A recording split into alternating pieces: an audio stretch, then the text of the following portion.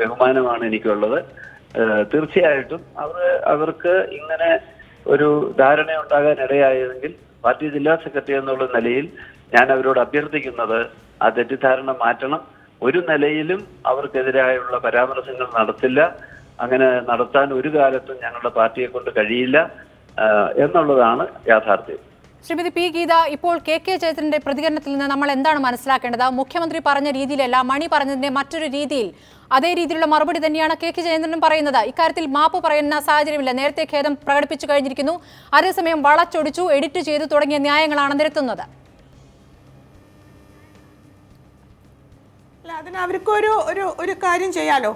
ഇപ്പോൾ എഡിറ്റ് ചെയ്തിട്ടുള്ള ഒരു ഭാഗമാണ് മാധ്യമങ്ങളിലൂടെ വന്നതെങ്കിൽ മുഴുവൻ ഭാഗവും അവരെ മാധ്യമത്തിലൂടെയോ നിങ്ങളിലൂടെയോ പുറത്തുവിടട്ടെ. എഡിറ്റ് ചെയ്ത ഭാഗമാണ്, എഡിറ്റ് ചെയ്യാത്ത ഭാഗങ്ങൾ അവർ പുറത്തുവിട്ടോട്ടെ. എഡിറ്റ് ചെയ്തിട്ടുള്ള ഭാഗത്ത് പറഞ്ഞു എന്നുള്ള സംഗതി ശരിയാണല്ലോ. ആ പറഞ്ഞു എന്നുള്ള സംഗതിയുടെ ന്യായീകരണമായിരിക്കുമല്ലോ എഡിറ്റ് ചെയ്യാത്ത ഭാഗത്തുള്ളത്. അപ്പൊ ഫുൾ ടെക്സ്റ്റ് അവർ റിലീസ് ചെയ്യട്ടെ. എനിക്കതാണ് അവരോട് പറയാനുള്ളത്. നിങ്ങൾ ആ പ്രസംഗത്തിന്റെ ഫുൾ ടെക്സ്റ്റ് റിലീസ് ചെയ്തിട്ട് ഞങ്ങൾക്കുണ്ടായിട്ടുള്ള സംശയത്തെ മാറ്റി തരണം. കാരണം ഞങ്ങളുടെയൊക്കെ മനസ്സ് വല്ലാതെ ദുഷിച്ചു പോയിരിക്കുന്നു ഇത് കേട്ടിട്ട്. അപ്പോൾ മാത്രമല്ല, ഇത്തരത്തിലുള്ള ജനാധിപത്യ സംസ്കാരത്തിനും ജനാധിപത്യ മൂല്യങ്ങൾക്ക് സംഭവിച്ചിട്ടുള്ള വലിയ ഇടിവിനെ കുറിച്ച് വലിയ നിരാശയിലാണ് ഞങ്ങളെ പോലെയുള്ളവർ ഉള്ളത്.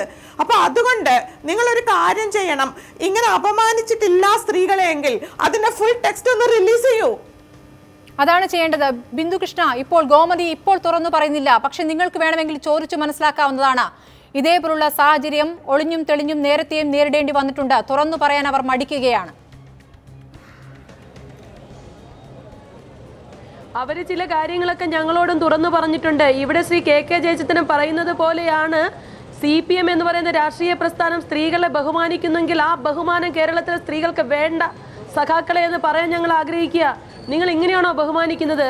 എഡിറ്റ് ചെയ്ത കാര്യമാണത്രേ കാണിച്ചത്. എഡിറ്റ് ചെയ്തതാണെങ്കിൽ ഇരിക്കട്ടെ, ഇങ്ങനെ പറയാൻ പാടുണ്ടോ?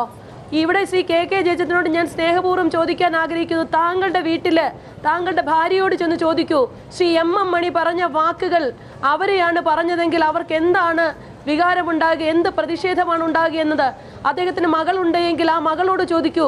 അവരെയാണ് പറയുന്നതെങ്കിൽ എന്ത് ചേതോ വികാരമാണ് ഇത് കേൾക്കുമ്പോൾ അവർക്കുണ്ടാകുന്നതെന്ന്. സ്വന്തം കുടുംബത്തിലെ സ്ത്രീകൾക്ക് നേരെ ഇത്തരമുള്ള ആരോപണങ്ങൾ വരുമ്പോൾ മാത്രമേ ഇതിന്റെ വേദന നിങ്ങൾക്ക് മനസ്സിലാവുകയുള്ളൂ. പാവപ്പെട്ട നിരാലംബരായ തൊഴിലാളി സ്ത്രീകൾ അവരവരുടെ അവകാശത്തിന് വേണ്ടി പോരാടി. അവരുടെ അവകാശ പോരാട്ടത്തിന് ആദ്യഘട്ടത്തിൽ ആരുടെയും പിന്തുണയില്ലായിരുന്നു. പിന്നീട് മാധ്യമങ്ങൾ ഇടപെട്ട് കേരളത്തിലെ പൊതുസമൂഹം ഒറ്റക്കെട്ടായി അവരുടെ പിന്നിൽ നിന്നു. അവരുടെ ഐതിഹാസിക സമരത്തിന്റെ മുന്നിൽ ശിരസ് നമിച്ചവരാണ് നമ്മൾ എല്ലാവരും. അവർക്ക് പിന്തുണ കൊടുത്തവരാണ് നമ്മൾ എല്ലാവരും. അവിടെയൊക്കെ മറ്റേ പണിയാണ് എന്ന് പറഞ്ഞാൽ ആ മറ്റേ പണി എന്ന് പറയുന്നത് ചേരുന്നത് MM മണിക്ക് മാത്രമാണ്. പക്ഷെ ആ MM മണി കേരളത്തിന്റെ മന്ത്രിയായിരിക്കുന്നത് കേരളത്തിലെ പൊതുസമൂഹത്തിന് അപമാനകരമാ. CPM ഇനിയെങ്കിലും ഈ നെറുകേടിനെതിരായിട്ട് ഈ നെറുകേടിലേക്ക് അനീതിയിൽ നിന്ന് അന്യായങ്ങളിലേക്ക് വീണ്ടും പോകുന്ന നിലപാടങ്ങ് ഇല്ലാതാക്കണം. ഇതൊരു ജനാധിപത്യ സമൂഹമാണ്. ജനാധിപത്യ രഹിതമായ മാർഗങ്ങളിലൂടെ നിങ്ങൾക്ക് അധികകാലം പോകാൻ കഴിയില്ല. ഇപ്പോൾ ഞങ്ങൾ ഈ മാതൃഭൂമിയുടെ ചർച്ചയിൽ പങ്കെടുത്തുകൊണ്ടിരിക്കുമ്പോൾ ഈ തെരുവോരത്ത് മൂന്നാറിലെ തെരുവോരത്ത് ഇരിക്കുമ്പോൾ ഇവിടുത്തെ CPMന്റെ സഖാക്കന്മാര് CPMന്റെ കൊടിയും പിടിച്ച് മുദ്രാവാക്യം വിളിച്ച് പോകുകയാ, മണിയാശാൻ ഞങ്ങളുടെ ചോരയാണ് എന്ന്. മണിയാശാൻ നിങ്ങളുടെ ചോരയാണ് എങ്കിൽ ഈ ഇവിടുത്തെ പാവപ്പെട്ട സ്ത്രീകളുടെ, കേരളത്തിലെ പൊതുസമൂഹത്തിലെ സ്ത്രീകളുടെ ചോരയെടുക്കാൻ നടക്കുന്ന ആളാണെന്ന് ഞങ്ങൾ സംശയിക്കുന്നു.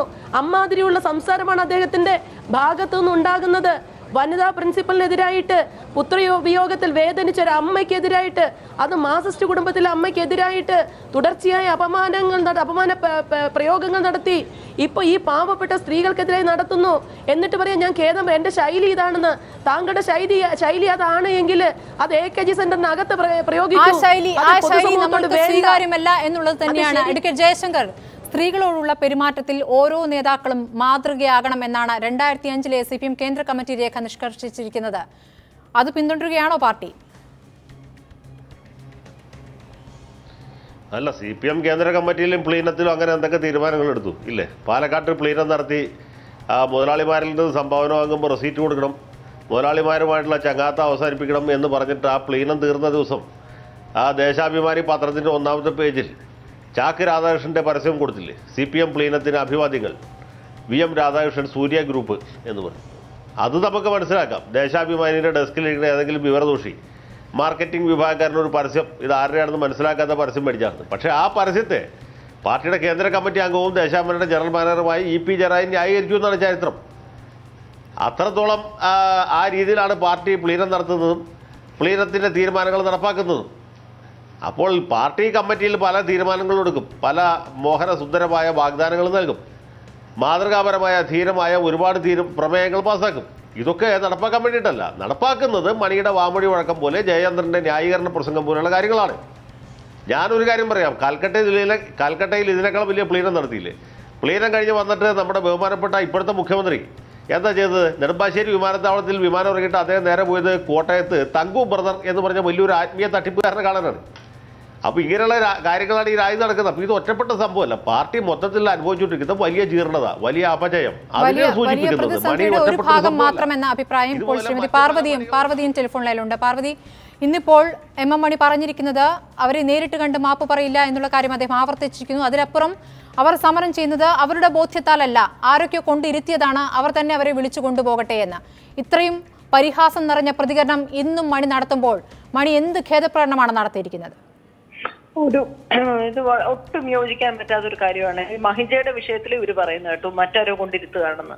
അപ്പൊ ഇവിടെ ഈ ഗോമതി പോലെ ഒരു സ്ത്രീ അല്ലെങ്കിൽ അവർ ഒരു വലിയ പ്രതിരോധം ഉണ്ടാക്കിയിട്ടുള്ള ഗൗരവമായ ഒരു വിഷയം മുന്നോട്ട് വെച്ച് തൊഴിലാളികളെ സംഘടിപ്പിച്ചിട്ടുള്ള ഒരു ഗ്രൂപ്പിനെ ഇതുപോലെ അപമാനിച്ചിട്ട് അതിന് യാതൊരു തരക്കും പിന്നെ അതങ്ങനെ വേറൊരാൾ കൊണ്ടിരുത്തിയതാണ് എന്ന് പറയുന്ന തരത്തിലുള്ള ചീപ്പായിട്ടുള്ള സംസ്കാര ശൂന്യത ഒരു മന്ത്രിയുടെ ഭാഗത്തുനിന്ന് ഒരിക്കലും അംഗീകരിക്കാൻ കഴിയില്ല. ഇത് ആദ്യത്തെ വിഷയമല്ല. എന്ന് വെച്ചാൽ മഹിജയോട് സംസാരിച്ചപ്പോ ഇപ്പോ പറഞ്ഞതുപോലെ ഇത് അവരാരുടെ കയ്യിലാണ് കളിക്കുന്നത് നമുക്കറിയാമെന്നൊക്കെ ആംഗ്യം കാണിച്ചുകൊണ്ട് സംസാരിച്ചു. രണ്ടാമത് ഒരു എഞ്ചിനീയറിംഗ് കോളേജിലെ വിഷയം നിങ്ങൾ ഓർക്കുമായിരിക്കും.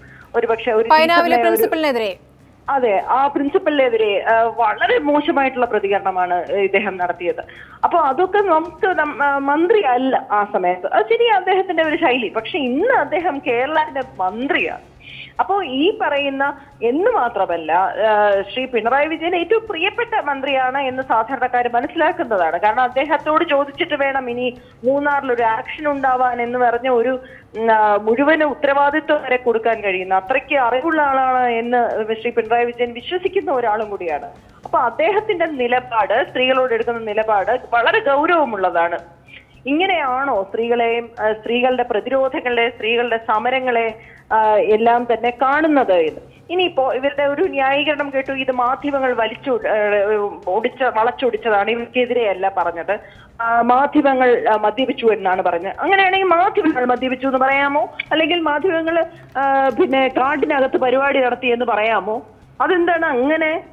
ഇവിടെ മാധ്യമങ്ങളെയും പറഞ്ഞാൽ അപ്പോ സബ് കളക്ടറിനെ പറഞ്ഞാൽ മാപ്പ് പറയേണ്ട ആവശ്യമില്ല, മാധ്യമങ്ങളെ പറഞ്ഞാൽ മാപ്പ് പറയേണ്ട ആവശ്യമില്ല, സ്ത്രീകൾക്കെതിരെ പറഞ്ഞാൽ മാപ്പ് പറയണമെന്ന് എത്ര വാശി പിടിച്ചാൽ അതും ചെയ്യില്ല. അപ്പൊ ആരെയും പറയാം, ഏത് സമൂഹത്തിലെ ഏത് വിഭാഗത്തിൽപ്പെട്ട ആൾക്കാരെയും ശ്രീ എം എം മണിക്ക് എന്തും പറയാം. അത് അദ്ദേഹത്തിന്റെ ശൈലിയാണ്. നമ്മൾ എന്തെങ്കിലും പറഞ്ഞാൽ നമ്മൾ പിന്നെ ഭീകരവാദി, UAPA ചുമത്തേണ്ടവൻ, സംഘി, അല്ലെങ്കിൽ കോൺഗ്രസ്സുകാർ കൊണ്ടിരുത്തിയേക്കുന്നവൻ തുടങ്ങിയ ഒരുപാട് കുലം കുത്തി തുടങ്ങിയ ഒരുപാട് ടാഗ് ലൈൻ കിട്ടും.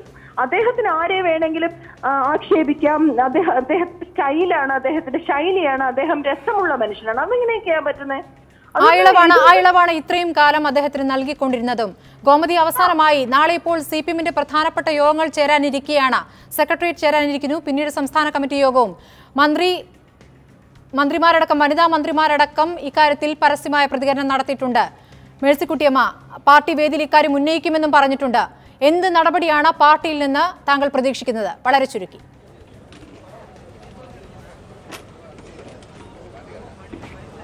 പാർട്ടി എന്ത് യോഗം കൂടിയാലും എത്ര യോഗം കൂടിയാലും ആര് തീരുമാനിച്ചാലും ഇവിടെ വന്ന് മാപ്പ് ചോദിക്കണം, രാജിവെക്കണം.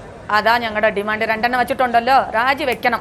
എം എം മണി രാജിവെക്കണം. മന്ത്രി പദവിക്ക് അർഹതയില്ലാത്ത ആളാ ഇന്നും പറയുന്നുണ്ട്, ഇന്നലെയും പറഞ്ഞിട്ടുണ്ട്. രാജിവെക്കണം, മാപ്പ് ചോദിക്കണം. രാജിവെക്കണം, മാപ്പ് ചോദിക്കണം. ഈ ഒരു ആവശ്യത്തിൽ നിന്നും പിന്നോട്ടില്ല എന്ന പെമ്പിളയൂരുമായി പ്രവർത്തകർ പറഞ്ഞു കഴിഞ്ഞിരിക്കുന്നു. നമ്മുടെ സമയം അവസാനിക്കുകയാണ്. ചർച്ചയിൽ പങ്കെടുത്ത എല്ലാവർക്കും നന്ദി.